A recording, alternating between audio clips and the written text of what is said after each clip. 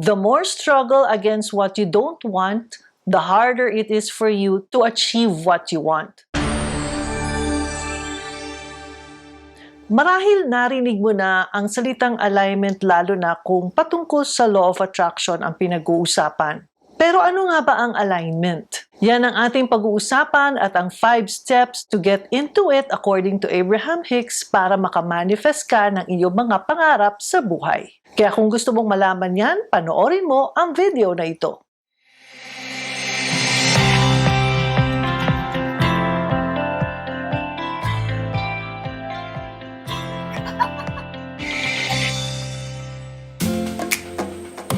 Hi beautiful people! Ako po si Miss P, Princess Javier Castro, isa pong broadcast media practitioner creating videos to help you live a great life filled with happiness, love, and success.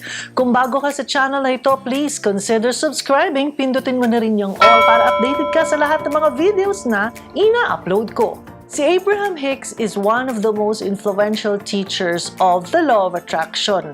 Ayon sa kanya, when you align with the energy of your desires, they will manifest easily and effortlessly.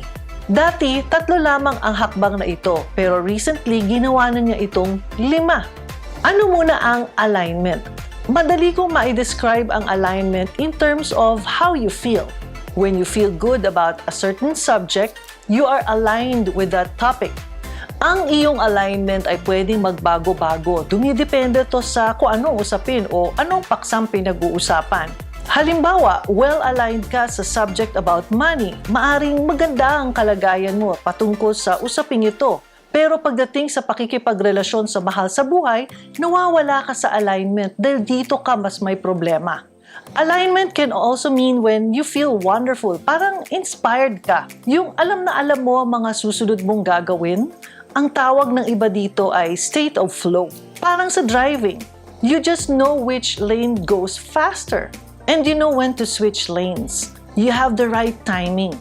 Abraham Hicks refers to this as inspired action. Here are the 5 steps to get in alignment with the source energy. Bago ko ituloy, invite ko muna kayo every single night at 9 p.m. sa DWIZ 882 AM, oras sa Pinas. Magkakwentuhan tayo ng mas mahaba-haba doon.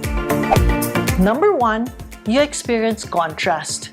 Ayon kay Abraham Hicks, ang contrast ay isang di magandang pangyayari sa buhay mo. Araw-araw may mga bagay na hindi mo nagugustuhan, mga pangyayari o circumstance. Wish mo na sana magbago o mag-improve. This causes you to ask. This happens automatically every day of your life. Aware ka man o hindi. Step 2, God answers. Wala kang gagawin dito. God or the source prepares and creates them for you. Lahat ng mga request mo o kahilingan mo ay nasa parang holding area. Abraham calls it vortex, kung saan nag-aantay sa iyo ang lahat ng mga hiling mo sa tamang panahon.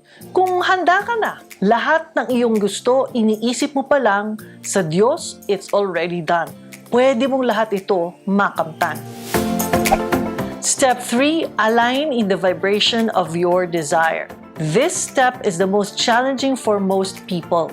To align your energy with your desire. Ibig sabihin, to be in the positive state most of the time. The more struggle against what you don't want, the harder it is for you to achieve what you want. Relax and trust that God will provide them to you.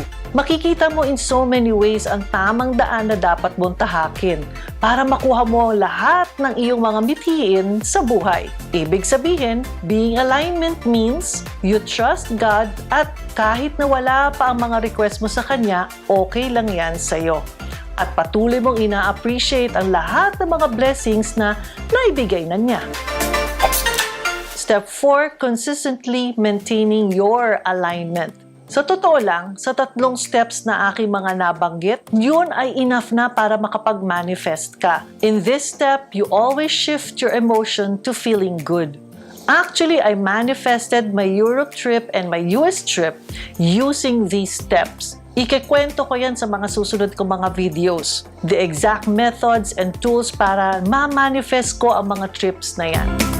And step 5, appreciate the contrast. Ibig sabihin, you recognize na yung mga negative experiences na to, kahit na gaano pa ka-challenging ang mga ito, ay nakakatulong ito na marating mo ang iyong mga pangarap at okay lang ito sa iyo.